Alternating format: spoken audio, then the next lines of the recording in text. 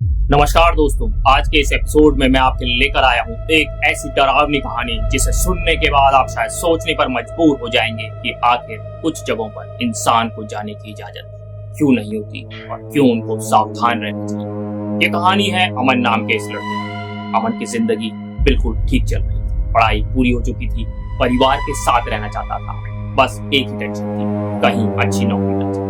लेकिन उसे क्या पता था कि जिस दिन उसकी नौकरी लगेगी उसी दिन उसकी जिंदगी वैसी घटनाएं शुरू हो जाएंगी जिसका डर उसे हमेशा रहेगा। अब आप सोच रहे होंगे, भाई नौकरी लगने के बाद जिंदगी कैसे बर्बाद हो सकती है। रुको, कहानी सुनो, फिर फैसला करना, क्योंकि अमन का दावा था कि उसके बाद उसके साथ जो हुआ उसने उसकी सोच ही बदल दी। तो चलिए शुरू करते हैं आज की कहानी। ये घटना है असम के एक छोटे से गांव में रहने वाले अमन के परिवार की। अमन मैकेनिकल इंजीनियरिंग था। उसकी ग्रेजुएशन की पढ़ाई पूरी हो चुकी थी और अलग अलग कंपनियों में इंटरव्यू दे रहा था। कहीं रिज्यूमे भेज रहा था, कहीं इंटरव्यू दे रहा था और बस इसी बात का इंतजार था कि किसी एक जगह से सेलेक्ट हो जाए। इसी दौरान उसने असम के एक इलाके में एक बड़ी सी कंपनी में अपना रिज्यूमे भेजा। कुछ दिन बाद कंपनी ने उसे फोन किया। कंपनी वालों ने कहा, हमारे पास मेंटेनेंस डिपार्टमेंट में वैकेंसी है, आपकी प्रोफाइल हमें ठीक लगी, क्या आप जॉब करना चाहेंगे? अमन बहुत खुश हुआ, उसकी तो खुशी का ठिकाना ही ना। उसने कहा, जी बिल्कुल, सैलरी भी बहुत अच्छी थी, काम भी उसकी पढ़ाई के हिसाब से ही था। लेकिन समस्या सिर्फ एक ही, कंपनी उसके घर के करीब 70 किलोमीटर दूर थी। अमन ने कंपनी वालों से पूछा, सर रोज 70 किलोमीटर आना जाना मेरे लिए थोड़ा मुश्किल होगा। कंपनी वालों ने कहा, उसकी चिंता आप मत कीजिए, कंपनी की तरफ से रहने के लिए आपको फ्लैट मिलेगा। अब अमन की सारी टेंशन खत्म हो गई। उसने घर वालों से बात की। मम्मी पापा ने भी कहा, बेटा अगर नौकरी अच्छी है तो जा, करियर बनाने का मौका मिल रहा है तो पीछे मत हट। अमन ने नौकरी के लिए हाँ कर दी, लेकिन उसे बिल्कुल भी अंदाजा नहीं था कि जिस जगह को देखकर वह उनकी नौकरी के पहले दिन ही थोड़ा सा घबराया था, वही जगह आगे चलकर उसकी जिंदगी का सबसे डरावना हिस्सा बनने वाली है। अमन जब पहली बार कंपनी पहुंचा तो आसपास का माहौल देखकर कुछ सेकंड के लिए चुप हो गया। चारों तरफ पहाड़, घने पेड़, दूर दूर तक कोई खास घर भी नहीं था। कंपनी ऐसी जगह पर थी कि दिन के समय में भी वहां पर एक अजीब सी वीरानगी महसूस होती थी। अमन भूत प्रेत वाली जैसी जगहों पर विश्वास नहीं करता था, लेकिन डर तो आखिर डर होता है। आप कितना भी खुद को समझ लें या समझा लें, कभी ना कभी किसी न किसी जगह ऐसी वाइब्स आती है कि आपका दिल थोड़ा सा घबराने लगता है। अमन के साथ भी कुछ ऐसा ही हो रहा था, लेकिन फिर उसने सोचा, भाई सैलरी तो अच्छी है, रहने के लिए फ्लैट मिल रहा है, नौकरी भी अपनी फील्ड की है, इससे ज्यादा और क्या चाहिए। कंपनी से उसे फ्लैट लगभग 5 किलोमीटर दूर मिल गया और सबसे अच्छी बात थी कि वह फ्लैट में अकेला नहीं रहने वाला था। उसके 2-3 रूममेट से जो उसी कंपनी में काम करते थे। अमन ने सोचा, चलो अच्छा है, नई जगह है, आसपास ज्यादा लोग नहीं हैं, लेकिन कम से कम साथ रहने के लिए दोस्त तो हैं। सब कुछ फाइनल हो गया, पेपर वर्क हुआ, ज्वाइनिंग हुई और अगले दिन से अमन की नौकरी शुरू हो गई। शुरुआत में उसकी ड्यूटी भाई रोटेशनल शिफ्ट की थी, कभी सुबह की शिफ्ट, कभी रात की शिफ्ट, फिर सुबह, फिर रात, और इसी तरह उसकी जॉब आगे बढ़ी। धीरे धीरे उसकी स्लीप साइकिल बिगड़ रही थी, क्योंकि ऐसा करने से उसे नींद कम आने लगी। रात में ऐसा लगता उसे जैसे कमरे में कोई आया है, लगता है जैसे किसी ने दरवाजा खोला। कभी ऐसा लगता कि कोई पास खड़ा होकर उसे कुछ बोल रहा है, लेकिन जब वह उठकर देखता तो कमरे में कोई नहीं होता। अब ये चीज सुनने में डरावनी जरूर लगती है, लेकिन जब आपकी नींद लगातार खराब होती है तो शरीर थका हुआ होता है, दिमाग कई तरह से भ्रम पैदा कर सकता है। अमन को भी यही लगा। उसने खुद को समझाया, भाई स्लीप साइकिल खराब है, दिमाग भी थका हुआ है, शायद इसी वजह से ये सब हो रहा है। उसकी मम्मी भी अक्सर फोन करती थी और उससे पूछा करती थी, बेटा तू ठीक तो है ना? अमन हमेशा यही कहता, हाँ मम्मी बिल्कुल ठीक हूं। कभी कभी वह अपनी मम्मी को यह भी कह देता, अगर ज्यादा दिक्कत हुई तो मैं मामा के घर चला जाऊंगा, क्योंकि उसके मामा का घर कंपनी से लगभग 25 से 30 किलोमीटर दूर था। मामा की मम्मी से अच्छी नहीं बनती, इसलिए उसे लगता था कि जरूरत पड़ी तो वो वहां चला जाएगा। देखते ही देखते लगभग 9 महीने निकल गए और अब अमन उस माहौल का आदी हो चुका था। जो चीजें उसे शुरुआत में डराया करती थी, अब वो उसकी जिंदगी का हिस्सा बन चुकी थी। इसी बीच अमन का आया मशहूर त्योहार बिहू। कंपनी वालों ने फैसला किया इस बार बिहू का सेलिब्रेशन बड़े स्तर पर किया जाएगा। कंपनी से करीब 2-3 किलोमीटर आगे एक बड़ा मैदान था। वहां शानदार सजावट की, लाइट्स लगाई गई, खाने पीने का इंतजाम हुआ। कंपनी के कर्मचारियों के साथ उसके रिश्तेदार और परिवार वाले भी थे, लेकिन अमन के साथ कोई रिश्तेदार नहीं, इसलिए वह अपने ही दोस्तों के साथ गया जो उसके फ्लैट में रहते थे और कंपनी में भी उसके साथ काम करते थे। रात में सब लोग तैयार होकर फंक्शन में पहुंचे।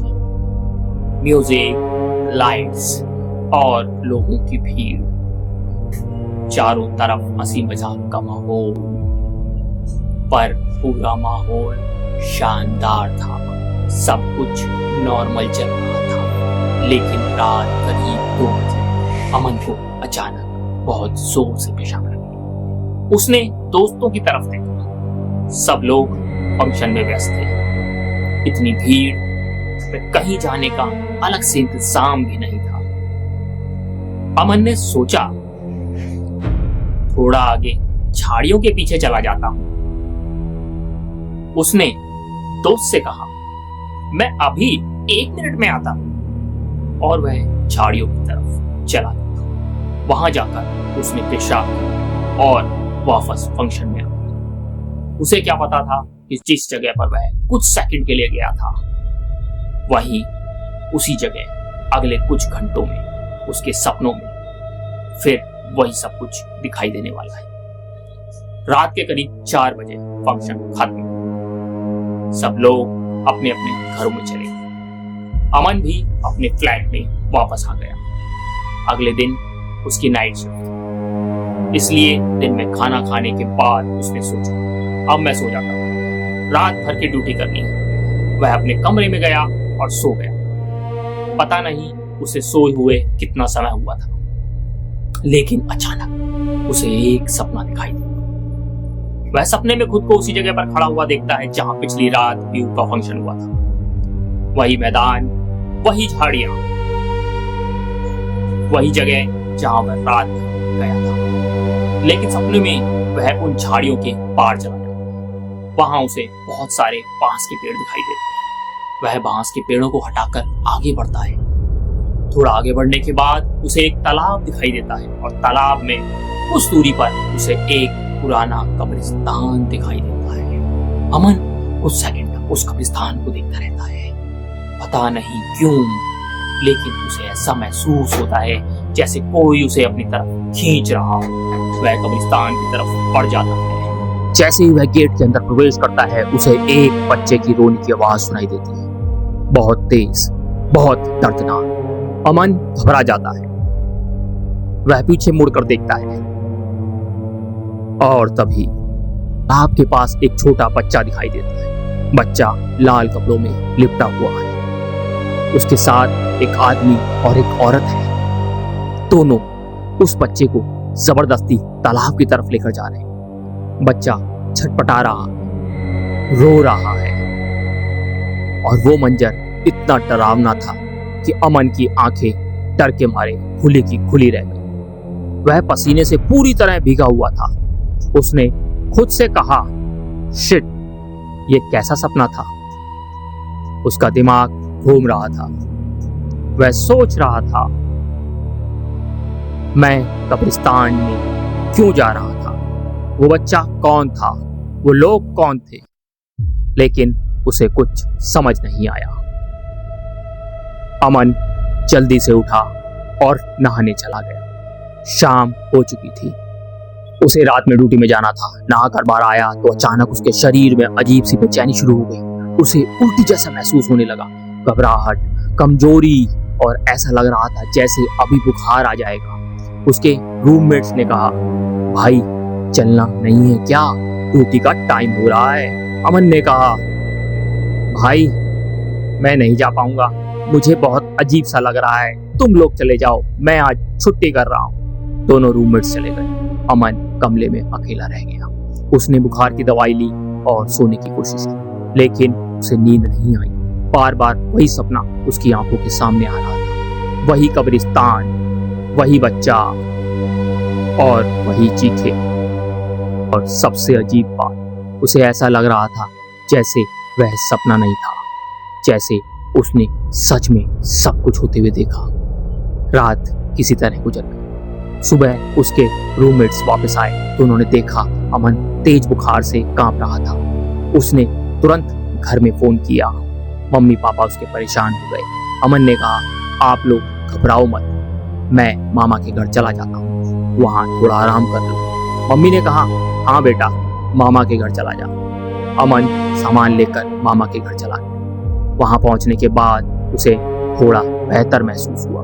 उसने दवाई ली, माहौल बदला, मामा मामी से बात की, शाम को खाना खाया, फिर रात में मामा अमन हॉल में सो गए। मामा और उनका बेटा अंदर वाले कमरे में चले गए। सब कुछ सामान्य चल रहा था, सब कुछ सामान्य लग रहा था, लेकिन रात करीब 1:30 बजे अमन अचानक जोर जोर से सकते हुए रोने लगा।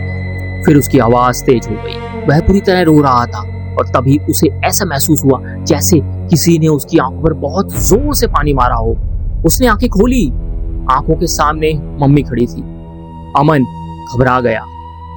उसने कहा, मम्मी आप यहाँ क्या कर रहे हैं? मैं तो मामा के घर पर। लेकिन उसकी मम्मी और मामा ने कोई जवाब नहीं दिया।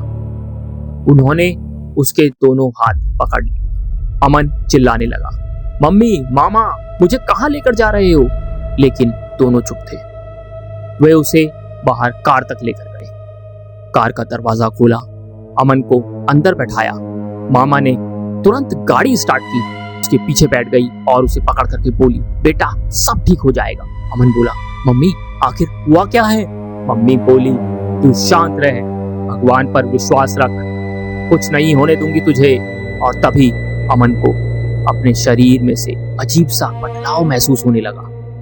पहले उसके हाथ कांपने लगे, फिर मुंह, फिर पैर, और कुछ ही सेकंड में उसका पूरा शरीर पूरी तरह से कांपने लगा। बाहर गर्मी का मौसम था, तापमान करीब 40 डिग्री के आसपास था, लेकिन अमन को ऐसी ठंड लग रही थी जैसे वह बर्फ में बैठा हो। उसका पूरा शरीर कांप रहा था। कुछ देर बाद गाड़ी अचानक एक जगह रुक गई। अंदर से एक बाबा तेजी से बाहर आए। उन्होंने कहा, इसे बाहर निकालो। अमन को गाड़ी से उतारा गया। उसे बाबा के घर और अंदर कमरे में ले जाया गया। और फिर जैसे ही वह अंदर गया, उसका व्यवहार अचानक बदल गया। वह जोर जोर से चिल्लाने लगा, दहाड़े मारकर रोने लगा और फिर बाबा की तरफ हमला करने के लिए बढ़ा। सबसे डरावनी बात यह थी कि अमन को सब कुछ होश में था और उसे पता था कि वह क्या कर रहा है, लेकिन वह खुद को फिर भी नहीं रोक पा रहा था। ऐसा लग रहा था जैसे उसका शरीर उसके कंट्रोल में नहीं है। उसके हाथ, उसका मुंह, उसका दिमाग सब आउट ऑफ कंट्रोल हो चुका था। लेकिन कंट्रोल जैसे किसी और का हो, अब वो कंट्रोल खो चुका था। बहुत मुश्किल से उसे काबू में लाया गया। बाबा ने कई मंत्र पढ़े। कुछ देर बाद अमन थोड़ा शांत हुआ। उसे ताबीज पहनाया गया। बाबा ने कहा, बेटा अब अगर घर जाओ तो कल वापस आना। बेटा अब घर जाओ, कल वापस आना। अमन को कुछ समझ नहीं आ रहा था, लेकिन उसने कहा, ठीक है बाबा। वापसी में कार में बैठते हुए अमन ने अपनी मम्मी से पूछा, मम्मी आप इतनी रात यहाँ कैसे पहुंची और मुझे यहाँ लेकर क्यों आया गया है, आखिर हुआ क्या है? तब मम्मी ने उसे जो बताया, उसे सुनकर अमन के जो पैरों तले जमीन ही खिसक गई। मम्मी ने उसे बताया, बेटा तू रात में अचानक जोर जोर से रोने लगा था, फिर तू कब्रिस्तान की तरफ भागने की कोशिश कर रहा था, तू बार बार बोल रहा था कि मुझे कब्रिस्तान जाना है, मुझे दफना दो, मुझे दफना दो। अमन सन्न रह गया सुनकर। मम्मी ने आगे बताया कि तेरे मामा ने बड़ी मुश्किल से तुझे संभाला, मुझे फोन किया और जब मैं पहुंची तो तू तब भी वही बातें कर रहा था। अमन ने पूछा, लेकिन मुझे कुछ याद क्यों नहीं है? मामा ने कहा, तू करीब आधे घंटे बाद होश में आया, हमें गंगा जल डाला तुझ पर, मंत्र पढ़े, अब जाकर के तू शांत हुआ है। अमन के पास कोई जवाब नहीं था, उसके पास कुछ यादें भी नहीं थी, उसे सिर्फ इतना याद था कि वह मामा के घर गया था सोने के लिए। उसके बाद और कुछ भी याद नहीं था। अगली सुबह भी अमन को अजीब सी बेचैनी होने लगी, कभी हाथ पैर कांपते, कभी घबराहट हो, कभी ऐसा लगता जैसे कोई उसे कब्रिस्तान की तरफ जाने के लिए बुला रहा है। सबसे डरावनी बात थी कि उसे पता था कि वह यह सब उसके सबसे डरावनी बात यह थी कि उसे पता था कि यह सब कुछ उसके साथ हो रहा है, लेकिन वह खुद को रोक नहीं पा रहा था। परिवार ने उसे घर से अकेले बाहर निकलने तक नहीं दिया। शाम होते दोबारा उसे बाबा के पास ले जाया गया। बाबा ने उसे दूसरा ताबीज दिया और फिर कहा, अब तू ध्यान से मेरी बात सुन। बाबा के मुताबिक अमन के साथ जो कुछ हो रहा था उसका कारण वही जगह थी जहां वह रात में पेशाब करने गया था।